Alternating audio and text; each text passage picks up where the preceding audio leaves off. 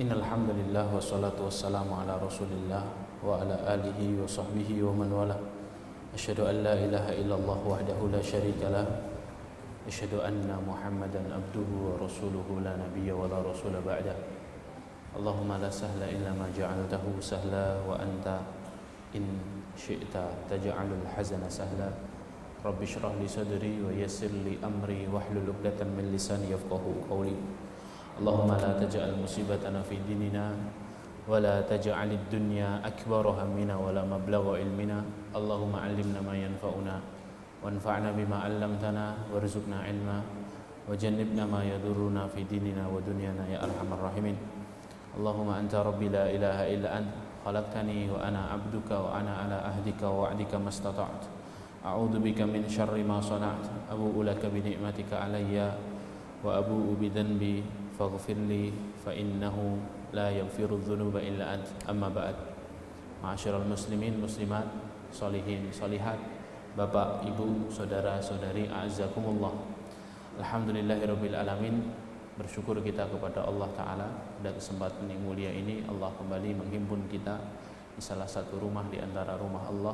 Semoga setiap langkah yang kita usahakan menuju tempat ini, setiap tempatnya bernilai pahala di sisi Allah. Memudahkan langkah kita semuanya menuju surga. Amin ya rabbal alamin.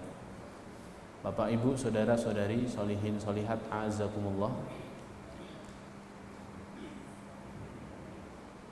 Ada satu surat di dalam Al-Quran yang mana surat ini diturunkan Allah satu paket. Tapi yang menarik, ketika surat ini turun pula satu syariat dari Allah Azza wa Jalla untuk Rasulullah sallallahu alaihi wasallam dan para sahabat radhiyallahu anhum. Syariat yang cukup berat untuk dilakukan dan dikerjakan oleh Rasulullah sallallahu alaihi wasallam dan para sahabat radhiyallahu anhum. Menariknya, syariat yang berat ini justru turun di saat Rasulullah sallallahu alaihi wasallam dan para sahabat sedang dalam keadaan genting, sedang dalam keadaan mencekam, sedang dalam keadaan tidak baik-baik saja. Yaitu ketika Rasulullah dan para sahabat pada puncak-puncaknya mendapatkan gangguan, ancaman, fitnah, cacian, serangan, teror dari kaum kafir Quraisy. Sampai terjadi pemboikotan. Sampai musim haji datang, Al-Walid bin Mughirah mengumpulkan para tokoh Quraisy, berkata kepada mereka, orang-orang akan datang berhaji. Sangat gawat keadaannya kalau kita tidak menamai Muhammad dengan satu julukan. Karena kalau orang-orang sampai tersihir dengan perkataannya Muhammad, orang-orang dari wilayah Jazirah Arab yang datang ke Mekah ini nanti di musim haji, maka mereka pasti akan terbius dengan perkataannya Muhammad. Maka kita harus sammu Muhammad isman. Kita harus menamai Muhammad satu nama. Ada seorang dari mereka mengatakan, bagaimana kalau kita namai Muhammad ini sebagai orang gila? Maka Al-Walid bin Mughirah mengatakan, tidak, orang gila tidak seperti dia. Bagaimana kalau kita katakan Muhammad ini seorang penyihir, dukun. Ya. Kita kenal dukun dan dukun tidak demikian. Ya. Dan dukun tidak demikian. Ya. Sampai akhirnya dimuliakan Allah. Terus mereka mencari nama. Ya. Gimana kalau kita namai Muhammad ini penyair saja? Ya. Pasti orang percaya ini hanya penyair, bukan firman Allah. Maka Al-Walid pun menyanggahnya. Kita ini kenal syair, dan apa yang dikatakan Muhammad itu bukan syair jelas. Ya. Maka akhirnya seorang dari mereka mengusulkan, bagaimana kalau kita juluki Muhammad dengan penyihir. Ya. Penyihir. Kalau dukun bukan, kalau penyair bukan, kalau orang gila bukan, bagaimana penyihir? Lalu Al-Walid berkata, sihir apa dulu? Ya. Memang kata-kata Muhammad kan bisa memisahkan antara suami dan istrinya, antara anak dengan bapaknya, saudara dengan saudaranya. Berarti dia penyihir. Ya. Budak dengan tuannya. Lalu Al-Walid mengatakan, benar, ini sihir yang dipelajari. Makanya akhirnya turun surat Al-Mudaththir ayat ke-18 sampai 25. Innahu fakkara wa qaddar fakutila kaifa qaddar thumma kutila kaifa qaddar thumma nadhar thumma abasa wa basar thumma adbara wastakbar faqala in hadza illa sihrun yu'thar. Mereka melakukan satu pendapat, mereka mentahkan sendiri. Mereka berikan satu pendapat, mereka mentahkan sendiri. Sampai akhirnya mereka menemukan satu pendapat, ya, in hadza illa sihrun yu'thar. Tidaklah yang dikatakan Muhammad melainkan hanyalah kalimat-kalimat sihir yang dipelajari. In hadza illa qaulul basar. Ini hanya perkataan manusia. Segala cara digunakan oleh orang-orang kafir Quraisy untuk menghantam dan mementahkan narasinya Nabi SAW dalam perjuangan. Mulai dari serangan fisik, serangan psikis, serangan narasi, semuanya dilakukan oleh orang-orang kafir Quraisy. Boikot makanan, dilarang orang-orang kafir Quraisy untuk melakukan transaksi jual beli dengan Muhammad dan pengikutnya. Semua dilakukan. Di saat-saat yang sangat mencekam seperti itu, Allah justru menurunkan satu syariat yang juga cukup berat bagi orang yang tidak mengetahui hikmahnya. Syariat apa? Syariat qiyamul lail. Syariat salat malam. Maka turunlah surat Al-Muzammil. Dalam kitab Lubab bin Nuqul fi Asbabin Nuzul karangan Imam As-Suyuti rahimahullah, Imam As-Suyuti menyebutkan beberapa riwayat, sebagian ada yang dhaif, sebagian ada yang sahih. Riwayat tentang bagaimana surat Al-Muzammil ini turun. Surat Al-Muzammil ini turun tatkala Rasulullah dan para sahabat radhiyallahu anhum dalam keadaan terhimpit, dalam keadaan susah, dalam keadaan berat, dalam keadaan betul-betul butuh pertolongan. Justru Allah Subhanahu wa taala memberikan satu syariat yang juga berat. Apa?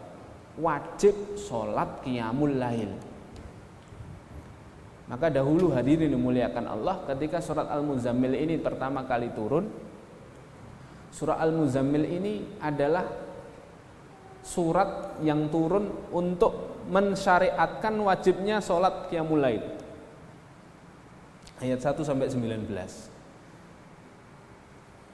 Walaupun kata para ulama seperti Ibnu Katsir mengatakan setelah melewati 1 tahun turun ayat ke-20 untuk meringankan syariat ini menjadi sunnah. Ayat yang terakhir ayat 20.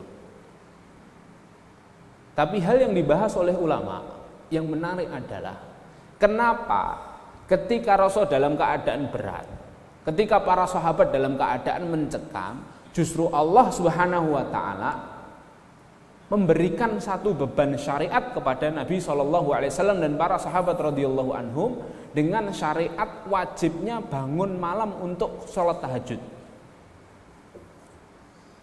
Nah, ini yang akan kita bahas, hadirin dimuliakan Allah. Ternyata hadirin dimuliakan Allah, surah Al-Muzammil itu surah yang Allah siapkan untuk menguatkan ruhyah, menguatkan jiwa, menguatkan hati, menguatkan mentalnya Nabi SAW dan sahabat radhiyallahu anhum ajmain. Terutama pada ayat 1 sampai 10-nya. Ayat 10 sampai 19 berisi tentang kisah-kisah. Ayat 1 sampai 10 isinya adalah bekal-bekal yang menguatkan ruhyah Nabi SAW dan para sahabat radhiyallahu anhum. Nah, maka akan kita simak 1 sampai 10 pada kesempatan kali ini, lalu kita tadabburi isinya.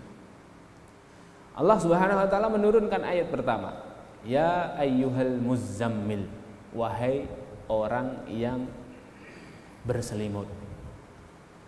Allah tidak menyapa Rasulullah dengan ya Muhammad atau ya ayyuhan nabi, tapi Allah menyapa dengan kalimat ya ayyuhal muzammil, hai orang berselimut.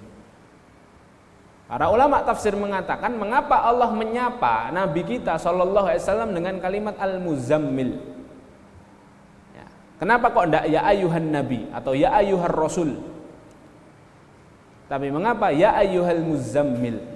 Karena al-muzammil ini kalimat yang umum, bisa digunakan untuk siapapun.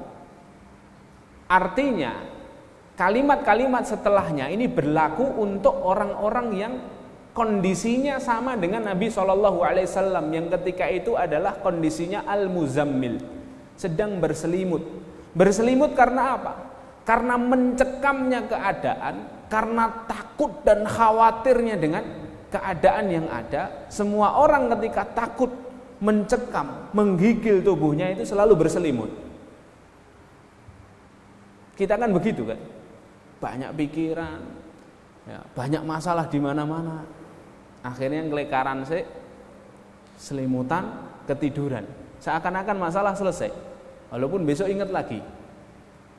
Nah, kalimat al-muzammil ini menunjukkan bahwa pelik dan sulitnya kondisi Rasulullah SAW ketika itu, hadirin. Dan Allah menyapa dengan lembut, ya ayyuhal muzammil, hai orang yang berselimut. Lihat kalimat-kalimat sesungguhnya setelahnya berisi bekal-bekal ruhyah, bekal-bekal mental, bekal hati, bekal jiwa untuk Nabi SAW dan umatnya. Artinya siapapun kita hari ini yang sedang dirundung masalah, yang sedang dihadang dengan masalah yang besar di depan matanya dalam kehidupannya, dan tentu kita memiliki ujian masing-masing dalam hidup sesuai dengan kadar kemampuan kita, ya, terutama kita yang telah mengikrarkan diri kepada Allah Subhanahu wa Ta'ala untuk memilih memperjuangkan agama Allah, maka harus dan wajib memperhatikan bekal-bekal ini. Lihat ayat selanjutnya. Ya ayyuhal muzammil, qumil laila illa qalila. Ya. Bangunlah di malam hari walaupun sebentar, kata Allah. Ini bekal yang pertama. Maka setiap aktivis, setiap pejuang Islam, atau lebih umumnya setiap orang yang ingin masalah hidupnya diselesaikan oleh Allah dan dikuatkan kaki-kakinya, dikuatkan hati dan pikirannya, bekal pertamanya adalah harus menguatkan ruhyah. Penguatan ruhyah ada di dalam ayat ini, di ayat 1 sampai 10 ada 7 bekal penguatan ruhyah. Yang pertama adalah qumil laila illa qalila, bangun sholat malam, sholat tahajud, qiyamul lail. Ya. Qiyamul lail hadirin. Maka bekal setiap muslim yang tidak boleh ditinggalkan di setiap malamnya adalah sholat tahajud.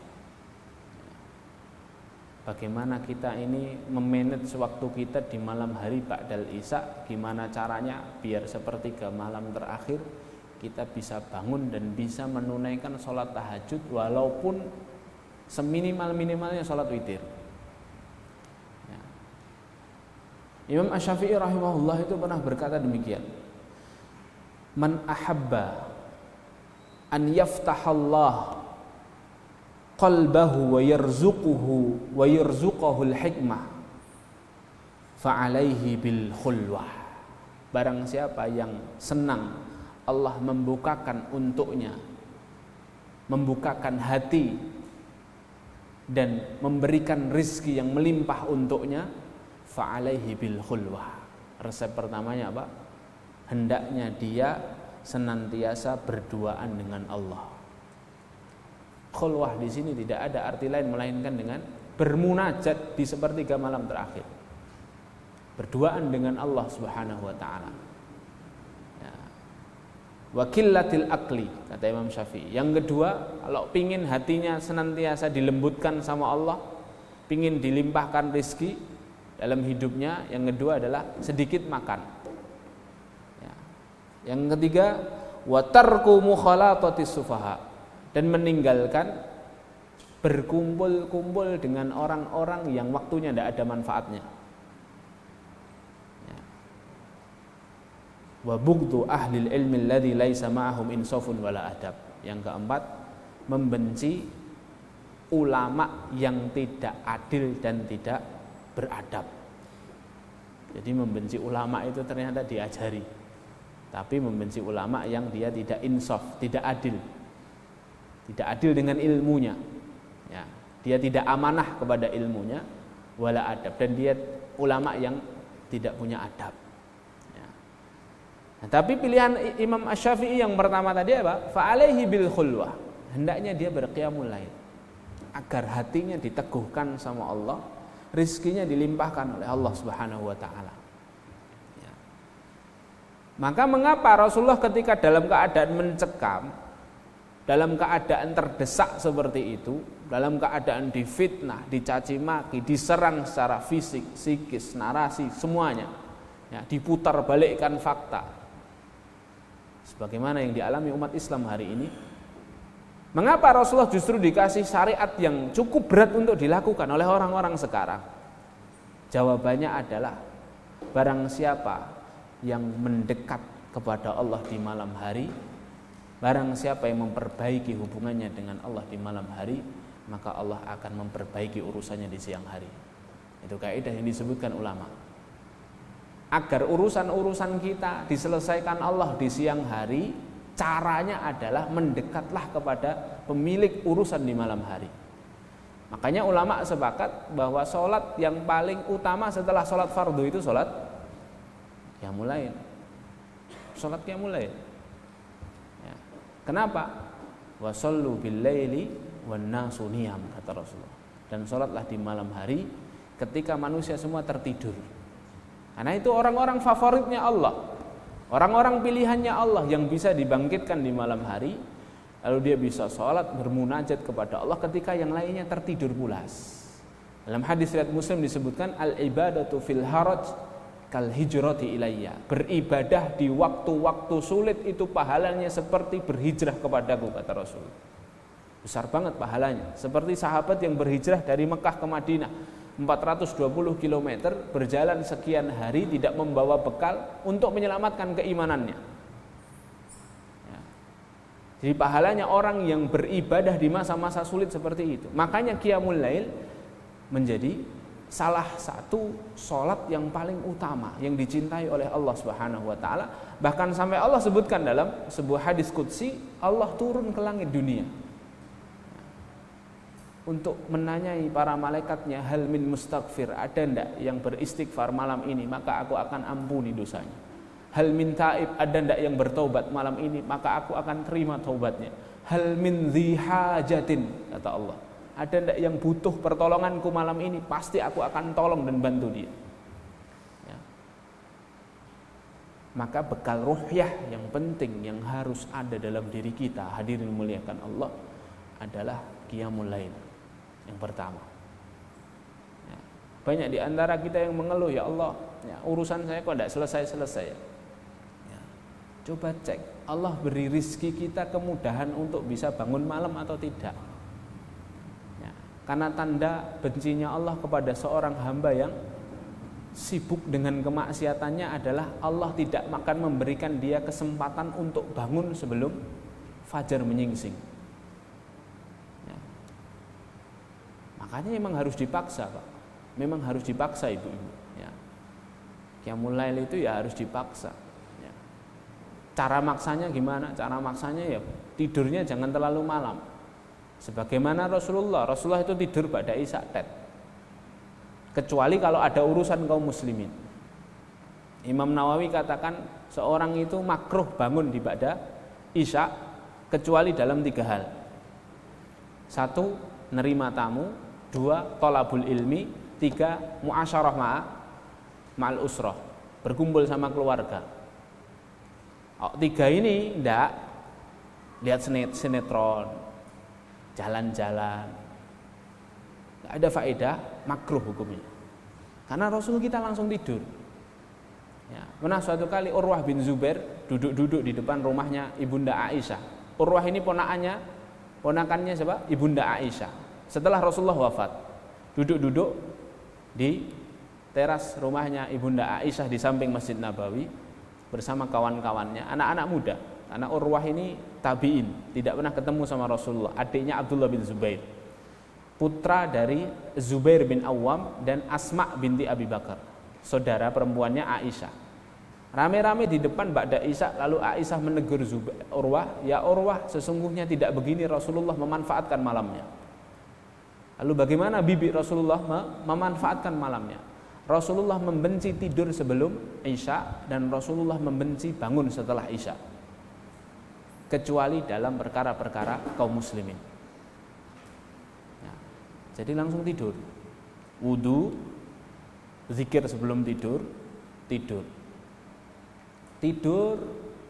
Awal-awal mungkin agak harus dipaksa, Pak. Ya, mungkin harus setel alarm. Dan kalau setel alarm jangan ditaruh HP itu di samping kita, Pak.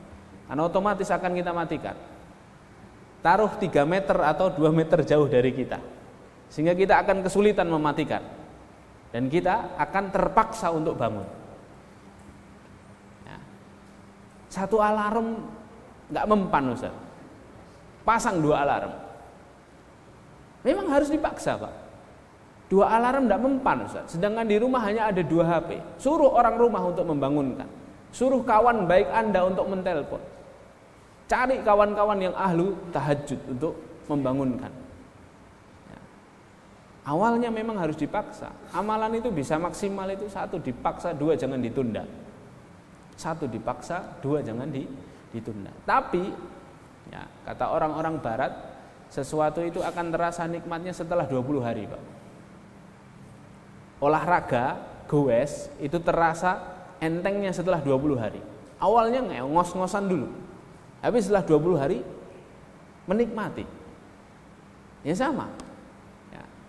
Memang harus demikian. Makanya mengapa Allah pun mewajibkan lebih dahulu Rasulullah dan para sahabat. Qiyamul Lail itu wajib dulu hukumnya.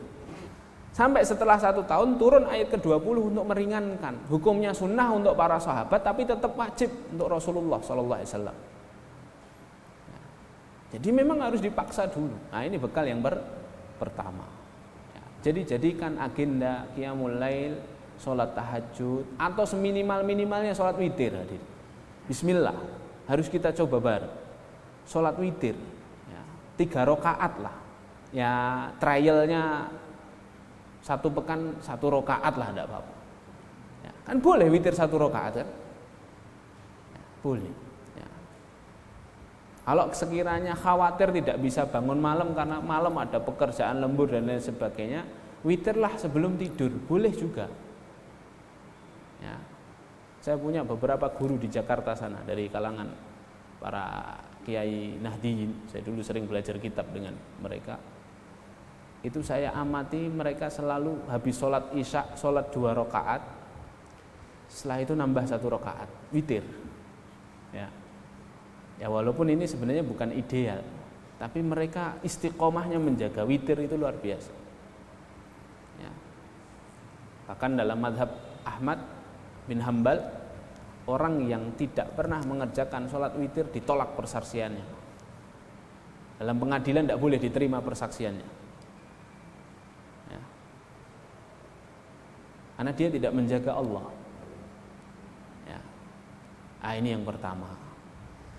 Jadi bekal yang pertama adalah sholat qiyamul lail. Bekal yang kedua, lihat ayatnya. Qumil laila illa qalila nisfahu awin kusminhu qalila au zid alaihi, atau tambahkan. Boleh setengah malam, boleh kurang dari itu, atau tambahkan. Ya. Warattilil Qur'ana tartila, yang kedua. Ya. Dan bacalah Al-Qur'an secara perlahan-lahan. Jadi bekal ruhyah yang kedua, bekal jiwa kita yang kedua adalah membaca Al-Qur'an. Membaca Al-Qur'an jadi rutinitas harian. Kenapa membaca Al-Quran? Karena Al-Quran itu satu-satunya perkataan yang bisa melunakkan hati kita setelah nasihatnya kaum muslimin. Dan mukjizatnya Al-Quran, Bapak Ibu yang dimuliakan Allah, kita baca Arabnya tanpa tahu artinya sudah menenangkan hati kita, Pak. Itu mukjizatnya Al-Quran. Jangan baca Al-Quran, tidak tahu artinya, tidak paham artinya, hanya belajar baca Al-Quran, itu sudah membuat hati kita itu tenang dan lunak. Apalagi tahu artinya, apalagi tahu tafsir dan tadaburnya. Ya. Maka itu mukjizat Al-Quran. Kenapa bisa demikian? Karena Al-Quran ini firman Allah, kalamullah, sifat di antara sifatnya Allah.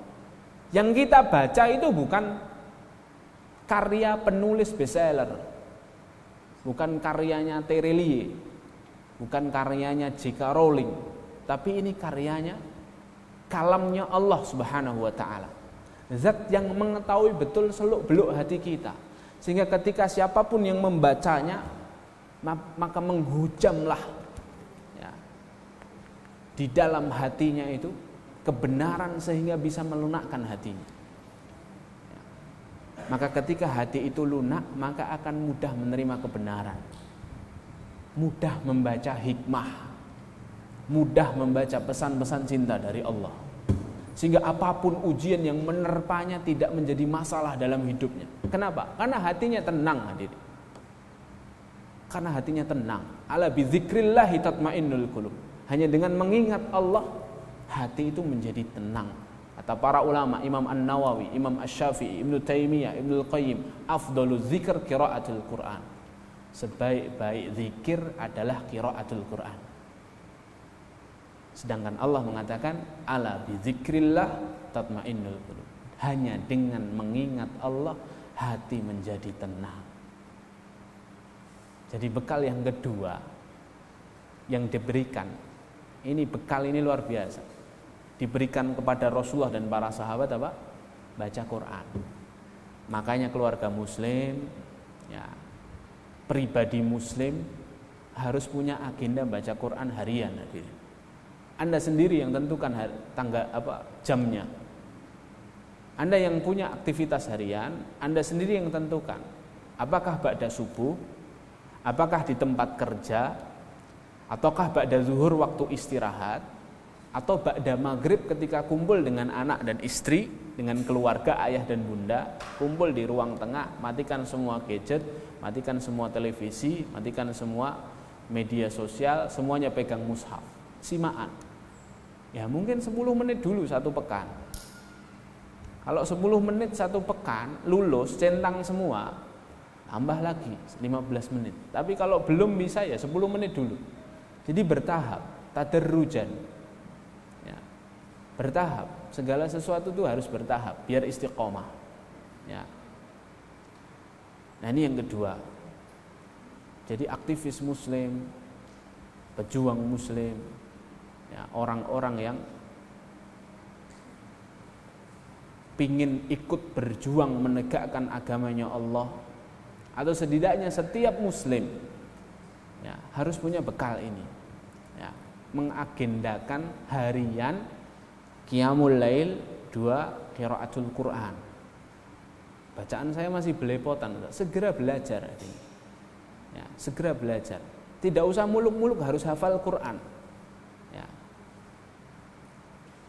Yang penting bisa membaca Al-Quran, itu betul-betul mukjizat yang Allah berikan untuk Rasulullah SAW dan manfaatnya kita rasakan.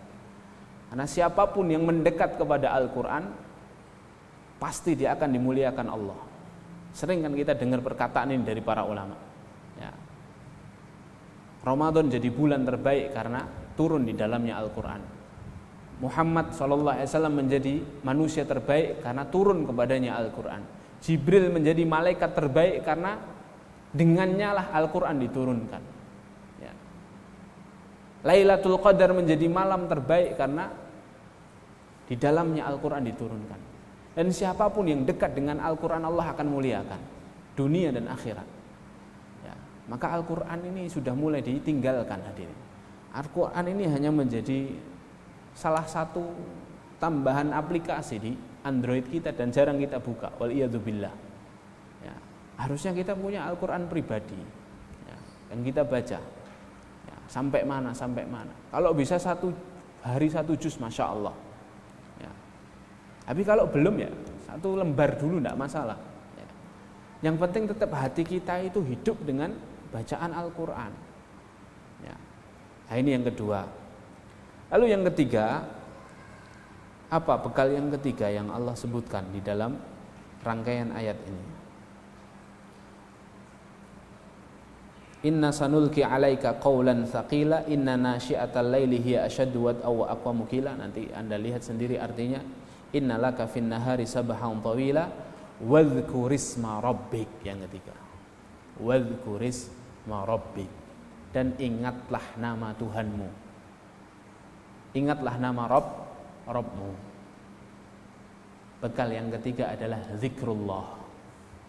Zikir, hadirin. Zikir kepada Allah. Jadi setiap muslim itu pantang seharusnya meninggalkan zikir pagi dan sore, karena itu perisai dalam hidupnya. Karena itu yang menenangkan hatinya. Dan zikir ini kan macamnya banyak. Ada zikir pagi sore, ada zikir mutlak, ada zikir ba'da shalah, ada zikir qabla naum. Ya. Nah, ini harus menjadi hobinya kaum muslimin. Karena tidak ada kenikmatan yang lebih nikmat daripada zikir kepada Allah. Zikir kepada Allah itu kata para ulama adalah kenikmatan yang hakiki. Kenapa kenikmatan yang hakiki? Karena nanti penghuni surga, salah satu ibadah yang masih dilakukan penghuni surga itu zikir. Kata Rasulullah dalam hadis Jabir riwayat Muslim, yulhamuna bitasbih wa tahmid kama tulhamuna bin nafas. Orang-orang penghuni surga nanti akan diilhami Allah untuk senantiasa bertahmid dan bertasbih sebagaimana kalian diilhami Allah untuk bernafas hari ini, kata Rasulullah. Jadi setiap rangkaian nafasnya itu ada zikirnya. Lah kita sepakat semua yang ada di surga itu kenikmatan hakiki, maka ketika Allah mengajarkan dan meminta kita untuk berzikir, maka itu juga kenikmatan yang hakiki. Ya. Makanya yang ketiga itu zikir. Ya, zikir. Ya. Kata Allah dalam satu ayat dalam surah Al-Baqarah, "Fadhkuruni azkurkum." Berzikirlah kepadaku, maka aku akan mengingatmu. Ingatlah aku akan mengingatmu. Itu janjinya Allah. Kalau Allah berjanji, maka janjinya Allah berbeda dengan janjinya manusia, hadir. Kalau manusia berjanji, ingatlah aku, belum tentu dia mengingatnya. Timbal baliknya itu belum tentu yang diingat itu akan mengingat orang yang mengingatnya. Tapi kalau Allah sudah berjanji, fadhkuruni azkurkum. Ingat aku, pasti aku akan mengingatmu. Ada sebuah keniscayaan. Dan coba Anda bayangkan ketika Allah sudah mengingat kita, apapun urusan kita diselesaikan oleh Allah. Beban berat apapun yang ada di depan kita diselesaikan, diringankan oleh Allah. Ya, makanya dalam hadis yang lain Rasulullah katakan, ta'arraf ilallahi firraha ya'rifka fisyiddah. Kenali Allah di masa mudamu, di masa mudahmu, maka Allah akan mengenalimu di masa sulitmu. Nah, kita sekarang ini kan semua dalam masa mudah. Kita ya. Buktinya apa? Buktinya Allah mudahkan datang ke majelis ilmu. Ketika yang lain harus isolasi diri di rumah. Ketika yang lain harus sakit berhari-hari di rumah sakit karena positif Covid. Allah mudahkan kita. Di waktu mudah-mudah seperti inilah Allah minta kita untuk mengingat Allah. Agar apa? Agar nanti ketika kita mengalami masa sulit, hadirin dimuliakan Allah, Allah akan mengingat kita. Karena hidup ini terus berputar, hadirin. Tidak mungkin kita di atas terus. Suatu saat kita akan mengalami kesulitan. Dan itu fitrahnya, sunnatullahnya begitu. Tidak ada orang hidupnya flat, enak, terus itu tidak ada. Dalam keenakan hidupnya itu mesti ada kesulitan, kejenuhan. Begitu juga tidak ada orang itu hidupnya sulit terus. Dalam kesulitan-kesulitan itu Allah berikan kemudahan. Fa inna ma'al usri yusra, inna ma'al usri yusra. Sungguhnya setelah ada kesulitan, ada kemudahan, ada kesulitan, ada kemudahan. Itu sunatullah kehidupan. Makanya ketika kita diberikan mudah, pegang terus zikrullah. Agar ketika nanti kita sulit, Allah mengingat kita. Hadirin dimuliakan Allah, para ulama itu mengatakan, kalau kamu ingin melihat kualitas keimananmu sendiri, lihatlah kualitasnya ketika berada di masa-masa muda. Masa muda itu apa? Halatul ikhtiar. Masa di mana kita boleh memilih antara taat atau maksiat. Itu masa muda. Kata para ulama, karena kalau kita berada di masa sulit, maka tidak ada pilihan kecuali taat. Dan itu bukan kualitas keimanan kita yang asli. Semua orang, Pak, kalau sakit, kalau dizalimi orang, ditipu, ya, bangkrut usahanya, sholatnya khusyuk, Pak. Semua orang beriman yang mendapatkan hidayah dari Allah, sholatnya saf awal, doanya itu berjam-jam. Kenapa? Dia berada di masa sulit. Dan itu bukan kualitas keimanan asli kita. Cara melihat kualitas keimanan asli kita adalah ketika di masa muda kita memilih maksiat atau memilih taat. Ya. Makanya saya sering katakan, kalau ingin lihat orang yang paling khusyuk sholatnya, datanglah ke masjid rumah sakit, Pak. Itu orang khusyuk-khusyuk sholatnya. Ya. Sof awal itu Masya Allah khusyuk luar biasa. Mungkin kita sendiri pernah mengalami itu ya. Istri kita sakit berhari-hari, terus ngelihat di tagihannya sudah puluhan juta. Ya, ada yang anaknya sakit sudah 2 minggu belum ditemukan penyakitnya. Ada yang ibunya baru saja meninggal. Ya, khusyuk sholatnya. Kenapa? Berada di masa sulit. Lah, agar ketika nanti masa sulit itu Allah mudahkan urusan kita, kata Rasulullah, Pak, ta'arraf ilallahi firraha ya'rifka fisyiddah. Kenali Allah di masa mudahmu, Allah akan mengenalimu di masa sulit. Dengan apa? Dengan zikrullah. Maka bekal yang ketiga adalah zikrullah. Yang keempat, wadhkurisma rabbika wa tabattal ilaihi tabtila. Yang keempat adalah at-tabattul. At-tabattul itu apa? At-tabattul itu menghindarkan semua faktor yang mengganggu kemurnian ibadah kita kepada Allah. Menghilangkan semua hal yang bisa mengganggu kemurnian ibadah kita kepada Allah. Bahasa mudahnya ikhlas dalam beramal. Semua amalan hanya untuk Allah, bukan untuk yang selain Allah. Sering kami ulangi di kajian Tazkiyatun Nafas, ya, di pekan ke-4, ya, bahwa yang bisa menghalangi kita untuk ikhlas dalam beramal itu 2. 1 pujian, 2 faktor-faktor duniawi, kepentingan-kepentingan dunia. Kalau orang itu beramal tujuannya pujian atau dunia, dia tidak akan bertahan lama amalannya. Amalan yang ditujukan hanya untuk mendapatkan pujian, hanya untuk mendapatkan dunia, dia akan beramal ketika dia mendapatkan pujian saja. Setelah orang-orang berhenti memujinya, dia akan berhenti beramal. Setelah dunia menjauh dari dia, dia akan berhenti beramal. Makanya nggak kuat, goyah, ruhyahnya itu goyah. Makanya resepnya yang keempat adalah dengan at-tabattul, menghindarkan semua faktor yang bisa mengganggu kekhusyuan dan kemurnian ibadah kita kepada Allah. Ya. Kalau orang beramal itu ikhlas lillahi ta'ala, hanya untuk Allah saja, Bapak Ibu yang dimuliakan Allah, tarjuna minallahi ma la yarjun, kata Allah. Ya. Mereka sakit, kamu sakit. Ya. Kamu sakit, mereka juga sakit. Mereka lembur malam-malam untuk memusuhi Islam, kita juga lembur malam-malam untuk memperjuangkan Islam.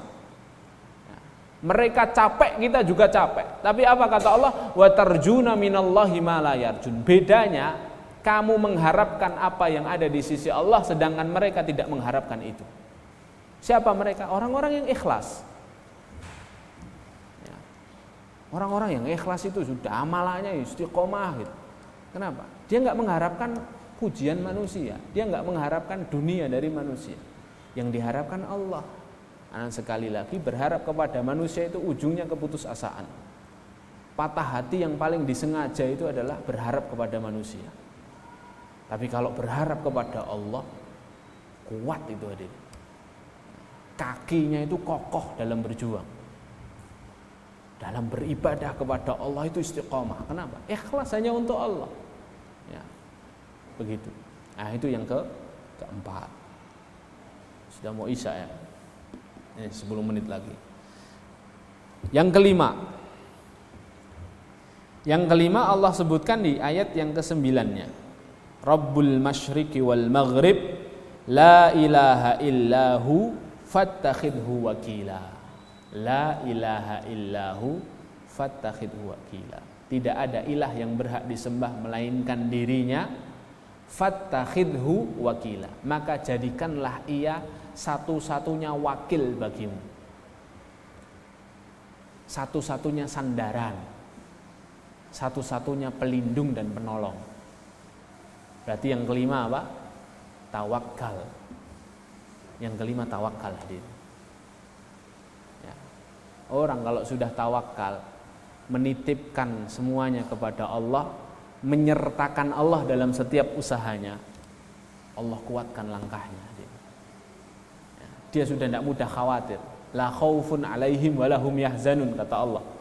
Orang-orang itu yang sudah jadikan alladzina qalu rabbunallah tsumma istaqamu, yang menjadikan Allah satu-satunya Rabbnya, fala khaufun alaihim walahum yahzanun, kata Allah. Mereka tidak pernah khawatir sama masa depan, walahum yahzanun. Mereka tidak pernah bersedih hati atas masa lalu yang menimpanya, yang dia alami. Slow aja hidupnya itu los aja. Enak gitu, ya kan? Kenapa bisa demikian? Karena sudah tawakal, bergantung kepada Allah. Dia beramal sebagaimana yang ia mampu, lalu dia bertawakal, berserah diri kepada Allah, menjadikan Allah satu-satunya wakilnya. Ya. Maka sampai Allah Subhanahu wa taala itu katakan dalam Rasulullah SAW katakan dalam sebuah hadis yang sahih, "Lau tawakkaltum 'alallahi haqqa tawakkuli." Kalau kamu tawakal sama Allah dengan sebenar-benar tawakal, la razaqakum kama yarzuqut thair. Maka kamu akan diberi Allah rizki sebagaimana burung diberi rizki. Yaqdu khimasa wa yaruhu bitana. Ya. Burung itu, kata Rasulullah, pergi di pagi hari dalam keadaan lapar, pulangnya dalam keadaan kenyang, karena tawakalnya sama Allah. Padahal burung itu ketika pagi hari terbang itu tidak tahu kemana hadirin. Oh, tidak punya kantor dia. Ya. Tidak pernah bikin perjanjian dengan perusahaan manapun, berangkat jam 8 pulang jam 4. Dia keluar saja, saking tawakalnya bahwa Allah akan memberi rizki. Pulangnya dalam keadaan kenyang. Dan Rasulullah ibaratkan orang tawakal itu seperti burung itu. Ya. Dia sudah tidak patek khawatir gitu. Ya. Tidak gelisah gitu, ya sudah tawakal saja. Ya kan? Bahkan sampai seorang salaf itu ngajari satu doa menarik doanya. Allahumma rzuqni kama tarzukul bughas. Ya Allah, beri kami rizki, beri aku rizki sebagaimana engkau memberi rizki anak-anak burung, anak-anak gagak.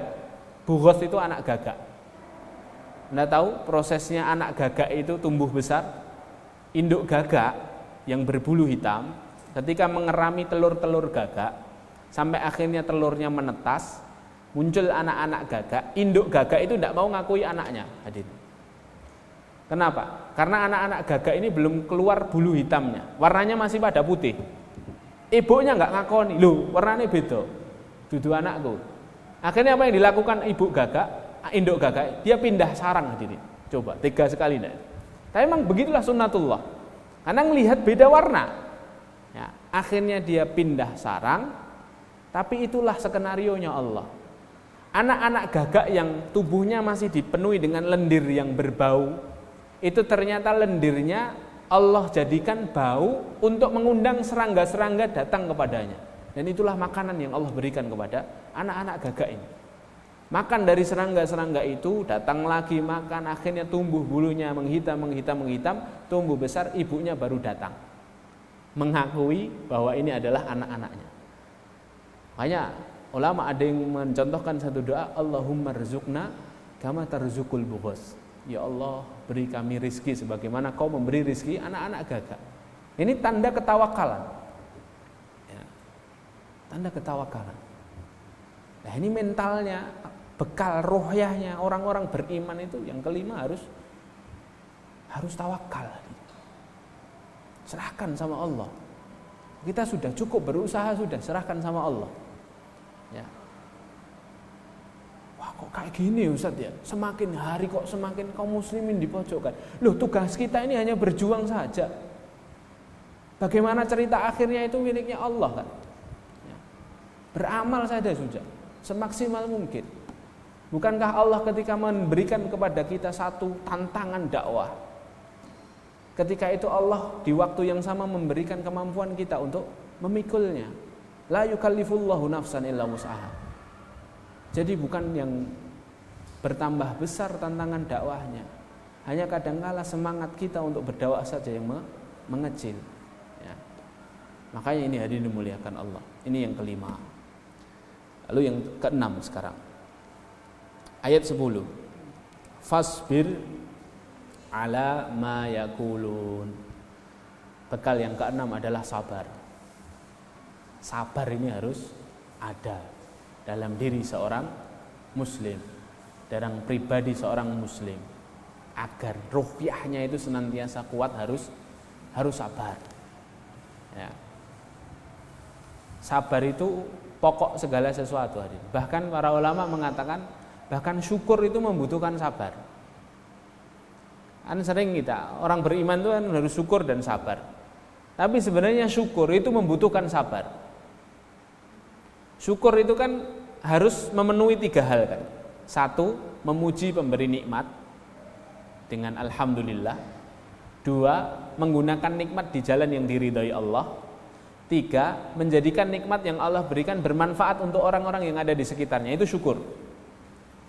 Lah, memuji pemberi nikmat itu butuh kesabaran. Karena tidak mungkin orang itu bisa memuji pemberi nikmat tanpa dia bertafakur. Ketika ada air putih 1 gelas di depan kita, orang-orang yang tidak bisa bertafakur tidak mungkin akan bisa memuji pemberi nikmat. Kecuali kita kasih beberapa menit untuk bertafakur. Ya Allah, ada air mineral di depanku, sedangkan banyak saudaraku di sana yang bahkan untuk mendapatkan air bersih yang bebas dari limbah radioaktifnya orang-orang Zionis itu tidak bisa. Orang-orang Gaza hari ini keracunan airnya, air sumur mereka sendiri hari ini. Karena sumurnya sudah diracuni oleh orang-orang Zionis. Lah kita bertafakur seperti itu, terus kita minum bismillah, itu rasanya seger dan kita akan otomatis mengatakan alhamdulillah. Bertafakur butuh kesabaran enggak? Butuh hari ini. Tidak semua orang bisa bertafakur. Anda duduk di majelis ini, kalau Anda tafakuri 5 menit saja, itu Masya Allah. Banyak di antara saudara kita tidak bisa bermajelis seperti ini. Rindu betul dengan majelis ilmu. Siapa mereka? Itu orang-orang Uighur itu. Kapan terakhir kali mereka mendapatkan nasihat dari ulama? Tidak ada.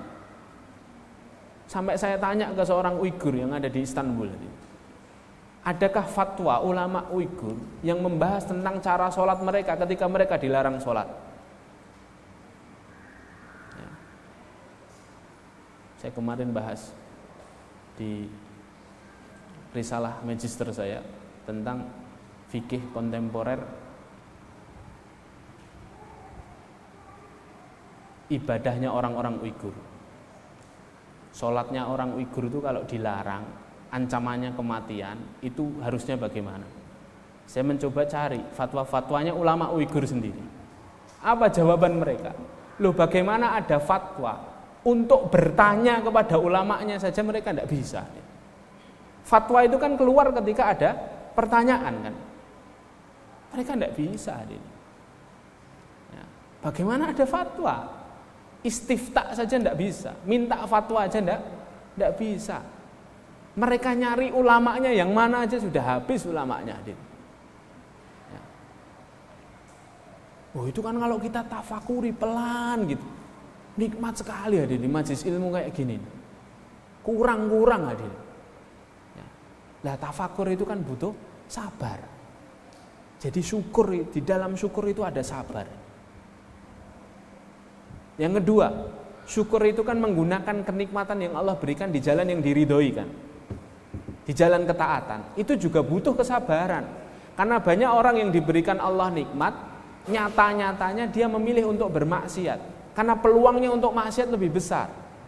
Orang punya banyak harta, peluangnya maksiat lebih besar daripada orang yang tidak punya harta. Iya enggak? Nah itu butuh kesabaran. Yang ketiga, ya, makna syukur yang ketiga itu menggunakan semua nikmat kita bermanfaat bagi orang-orang yang di sekeliling kita. Menebar manfaat, itu juga butuh kesabaran. Karena untuk menyedekahkan dan mendermakan nikmat yang Allah berikan kepada kita untuk orang yang ada di sekitar kita, itu tidak mudah. Ya, juga butuh kesabaran. Jadi mengapa di sini Allah katakan nasihat yang keenam itu fasbir, bersabar. Memang itu harus punya kesabaran. Jangan gerusa-gerusu. Ya, taat sama nasihatnya ulama. Jangan main hakim sendiri. Jangan inisiatif sendiri tanpa bimbingan ulama. Ini kalau kita belajar dalam konteks perjuangan ya. Tapi kalau dalam kehidupan kita masing-masing ya kita butuh modal kesabaran. Ya. Innan nasra ma'as sabri kata Rasulullah. Sesungguhnya pertolongan Allah itu selalu berawal dari kesabaran. Pertolongan Allah itu tidak mungkin turun kalau orang ini tidak sabar. Innan nasra ma'as sabri. Ya, itu dua hal yang tidak terpisahkan, pertolongan dan kesabaran. Nah itu yang ke-6. Wasbir ala ma yaqulun, yang terakhir wahjurhum hajron jamilah. Dan berhijrahlah dengan hijrah yang baik. Hijrah itu artinya apa? Berubah, berpindah. Maka modal yang ketujuh, bekal yang ketujuh adalah hijrah, Bapak Ibu yang dimuliakan Allah. Berusaha terus-menerus untuk berubah menjadi lebih baik. Dan berubah untuk menjadi lebih baik itu modalnya ilmu. Hajron jamila, perubahan yang baik, hijrah yang baik itu modalnya ilmu. Karena hijrah dengan ilmu itu dua hal yang tidak bisa terpisah. Alangkah banyak orang yang mengalami fase hijrah, sampai di fase hijrahnya dia mengalami kejenuhan, sehingga dia balik lagi ke fase lamanya. Kenapa bisa demikian? Karena dia tidak menemukan alasan mengapa saya harus pakai hijab syar'i. Kenapa saya harus ikut ta'lim? Kenapa saya harus sholat di shaf awal? Kenapa saya harus menggunakan pakaian syar'i? Ya. Kenapa saya harus memelihara jenggot? Tidak menemukan alasan. Kenapa? Karena tidak dekat dengan ilmu. Ya. Makanya fase setelah hijrah yang pertama adalah mendekat kepada ilmu. Sehingga semua apa yang kita lakukan setelah hijrah ada alasannya. Ada motivasinya. Nah maka itu yang ketujuh. Artinya aktivis muslim dalam perjuangan tidak boleh meninggalkan ilmu. Karena perubahan dalam fase kepada fase yang lebih baik itu membutuhkan pijakan ilmu yang kuat. Itu kalau konteksnya perjuangan. Kalau konteksnya pribadi muslim, maka pribadi muslim tidak boleh jauh dari ilmu, Bapak Ibu. Setiap kita harus punya jadwal taklim. Seminimal-minimalnya 1 pekan sekali. Itu minimal itu. Sudah sebenarnya kurang itu. 1 pekan 7 kali 24 jam, taklimnya cuma 1 jam, tidak nyampe. Kurang. Nah, bagaimana kita mau berarah kepada perubahan lebih baik kalau kita tidak punya ilmunya? Ya. Makanya dijadwalkan. Yang sudah punya keluarga, suami istri, jadwalkan. Di Solo ini kan Masya Allah, Anda tinggal milih kan. Mau yang gimana? Mau ustadz yang ngegas? Ada. Ustadz yang kalem? Ada. Mau konten yang kitab? Ada. Yang tablik akbar ada yang tematik ada, tazkiyatun nafas ada, fikih ada, akidah ada, tinggal milih. Ya, nah itu dijadwalkan. Sepakat yuk kita ngaji hari Senin malam di masjid ini, Kamis malam di Arafah, misalnya begitu. Buat jadwal sendiri-sendiri. Sehingga di waktu-waktu yang sudah kita jadwalkan tidak ada acara lain kecuali mendekat dengan ilmu. Masya Allah. Nah kalau 7 hal ini dilakukan, insya Allah Allah kuatkan ruhyah kita, Allah kuatkan jiwa kita. Kadangkala kekuatan fisik itu tidak melebihi kuatnya jiwa kita. Ya. Banyak orang yang kuat fisiknya tapi jiwanya keropos, akhirnya jatuh juga. Ya. Tapi banyak orang yang fisiknya mungkin lemah, biasa saja fisiknya, tapi ruhyahnya kuat, maka Allah kokohkan jalannya untuk menghadapi kehidupan. Allahu a'lam bishawab. Semoga bermanfaat untuk saya dan untuk antum semua. Saya ulangi 7 hal. Yang pertama adalah qiyamul lail, yang kedua adalah qiraatul Quran, yang ketiga adalah zikir, yang keempat adalah ikhlas, tabatul, yang kelima adalah apa? Yang kelima adalah tawakal, yang keenam sabar, dan yang ketujuh adalah hijrah dengan ilmu. Barakallahu fiik. Kita tutup dengan kafaratul majlis. Subhanakallahumma bihamdika asyhadu an la ilaha illa anta astaghfiruka wa atubu ilaik. Assalamualaikum warahmatullahi wabarakatuh.